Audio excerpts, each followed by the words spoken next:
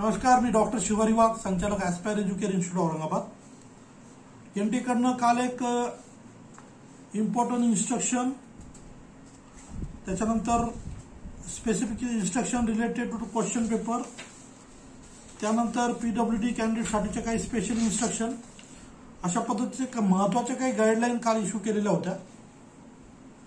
त्या संदर्भाने विद्यार्थी आणि पालकांना व्यवस्थित माहिती द्यावी म्हणून प्रत्येक विषयाचा एक सेपरेट व्हिडिओ बनवणं फार आवश्यक आहे।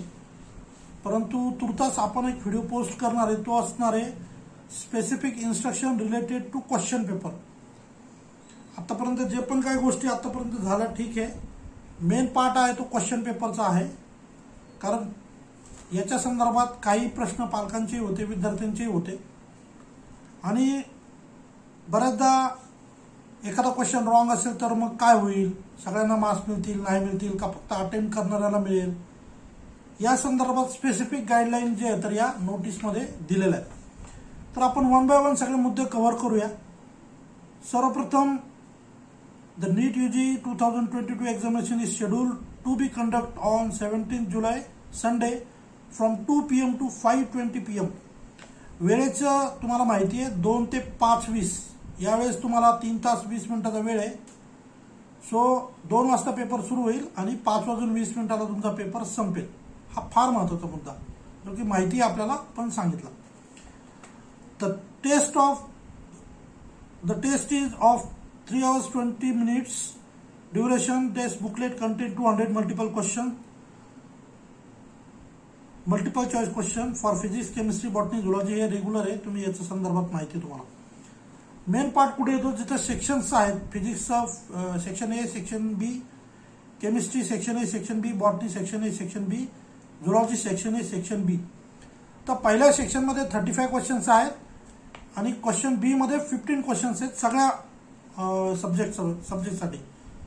तर important point to be note, candidate are advised to read all 15 questions in each subject of section B before they start attempting them. In the event of a candidate attempting more than 10 questions, the first 10 questions answered by the candidate shall be evaluated. त्याचा अर्थ समजून सांगतो। Section बी मधले question solve करण्यापूर्वी एकदा 15 questions तुम्ही पाहून घ्या, त्यापैकी 10 सोडवायचे। जर तुम्ही 10 पेक्षा जास्त क्वेश्चन सोडवले तर पहिले जे 10 असतील, म्हणजे फॉर एक्झाम्पल 36 पासून सुरू झालेले जर सुरुवात केली आहे तुम्ही सॉल्व्ह करायला, 44 पर्यंत संपवले, तर ते पहिले 10 आहेत किंवा 45 पर्यंत संपवले तर ते 10 क्वेश्चनच काउंट होतील। हालाकी तुम्ही 47 करेक्ट सोडवलेला असू शकतो, 48 करेक्ट सोडवलेला असू शकतो, 50 नंबरचा क्वेश्चन पण तुम्ही करेक्ट सोडवलेला असू शकतो। त्या केसमध्ये तुम्ही 10 क्वेश्चन अटेम्प्ट करायचे। त्यामुळे त्यांनी क्लिअरली सांगितलंय की तुम्ही पहिले प्रश्न बघून घ्या सेक्शन बी मधले, आणि जे योग्य परफेक्ट आन्सर तुम्हाला माहिती तेवढे 10 क्वेश्चनच फक्त तुम्ही अटेम्प्ट करा। हा महत्त्वाचा विषय। आणि जर तुम्ही मोर दॅन 10 क्वेश्चन अटेम्प्ट केले सेक्शन बी मध्ये, तर पहिले जे 10 असतील तेच तुमचे चेक केले जातील। मग असं होऊ नको की पहिल्या प्रश्नाचं तुम्ही उत्तर दिलं आणि मग तुम्हाला 12 क्वेश्चन मध्येच तुमचे 10 क्वेश्चन सॉल्व्ह करून झाले आणि तुमच्या लक्षात आलं की पुढचे 47, 48, 49 क्वेश्चन इझी होते, आपल्याला आन्सर येत होतं। असं होऊ नये म्हणून पहिले सगळ्या प्रश्नांना व्हिजिट करा, जे 15 क्वेश्चन्स आहेत त्यांना, त्यापैकी 10 तुम्ही कुठलेही सॉल्व्ह करू शकता। 10 सोडवणं कंपल्सरी नाही, काहींना 2च येत असतील, 5च येत असतील तर तेवढेच सोडवा। हे फक्त सांगतो याच्यासाठी काही जे खूप हुशार मुलं आहेत, ज्यांनी खूप चांगला अभ्यास केलाय, ज्यांना पूर्ण क्वेश्चन पण सॉल्व्ह करता येऊ शकतात, असे जे मुलं आहेत तर त्यांना सांगतोय की मग तुम्ही फक्त 10 क्वेश्चन सेक्शन बी मधले सॉल्व्ह करायचे।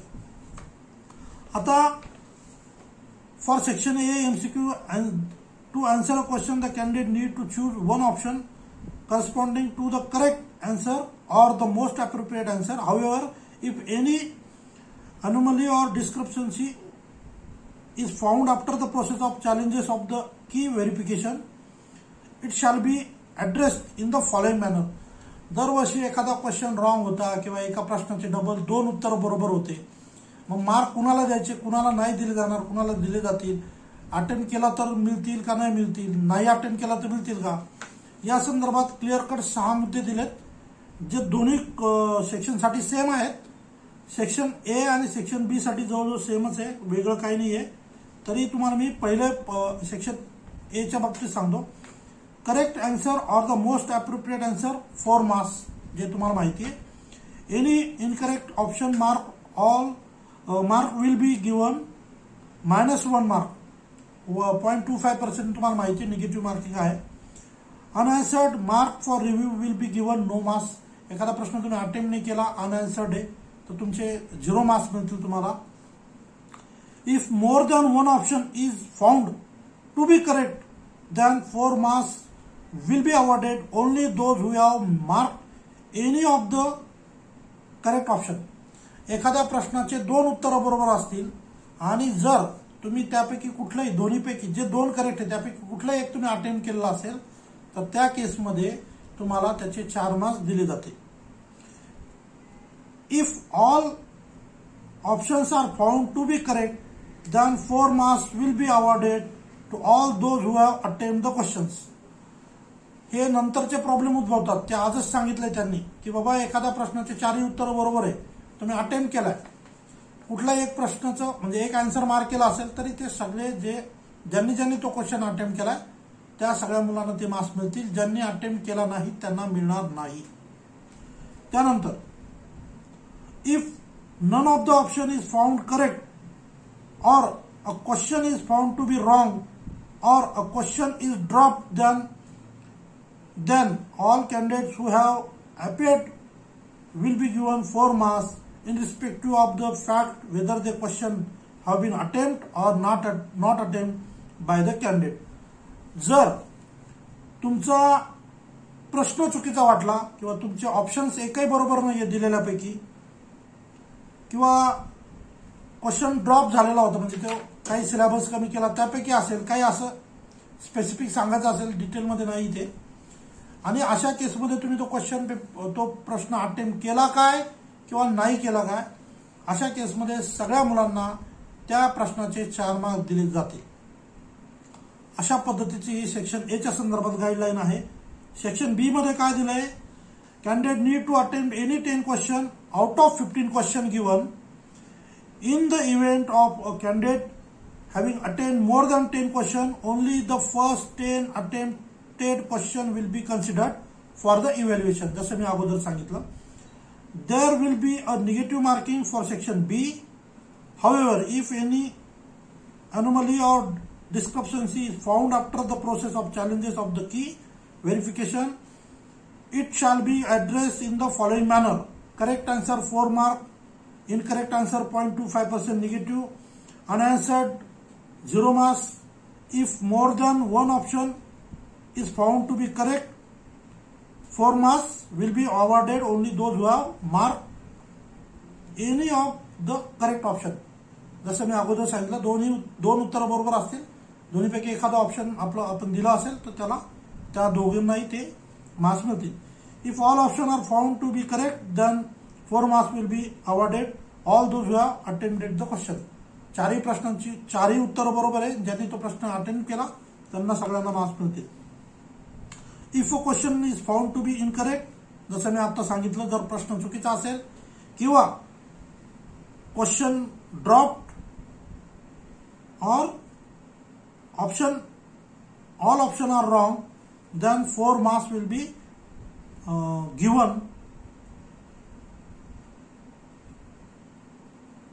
The reason could be due to human error or technical error.